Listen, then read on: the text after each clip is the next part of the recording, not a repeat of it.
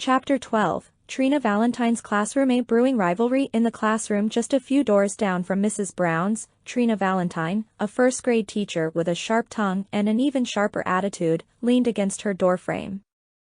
Her arms were crossed tightly across her chest, her eyes narrowed in the direction of Mrs. Brown's room.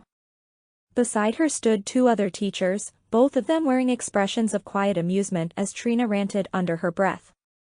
"I really do not like her," Trina muttered, her voice dripping with annoyance. "Mrs. Brown's new aide. She's just another goody two-shoes, trying to impress everyone. Acting like she's already got this place figured out." One of the teachers raised an eyebrow, clearly entertained by Trina's frustration. "What's the big deal? She's just starting out." Trina huffed, rolling her eyes. "Exactly. She's barely even begun, and already she's acting like she's teacher material. Aides aren't supposed to walk in here like they own the place. Just because she's related to Dr. Pullman doesn't mean she's got any real talent for teaching." The other teacher smirked. "You think she's trying to become a teacher?" "Please," Trina said, her voice heavy with sarcasm. "Teacher tomorrow, my ass." The two teachers exchanged knowing looks, but there was a palpable tension in the air.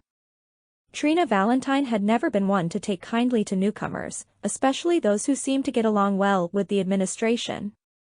And Tamika's connection to Dr. Monica Pullman, the renowned scientist, only added fuel to the fire. Trina's disdain was clear, and the others, sensing the underlying competition, kept their distance.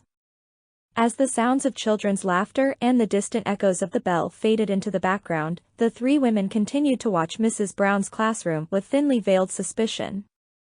Tamika Pullman had only just arrived, but she had already made an impression, and not all of it was good. Trina's eyes lingered on the door to Mrs. Brown's room, her lips curling into a faint smirk. "We'll see how long she lasts," she muttered under her breath. The day had only just begun, and already, Tamika was walking into an environment where she wasn't just trying to make a difference, she was being watched, judged, and, for some, resented. But in classroom 4A, the noise of the world outside faded, leaving only the quiet murmur of students and the rustling of papers as Tamika focused on the task at hand.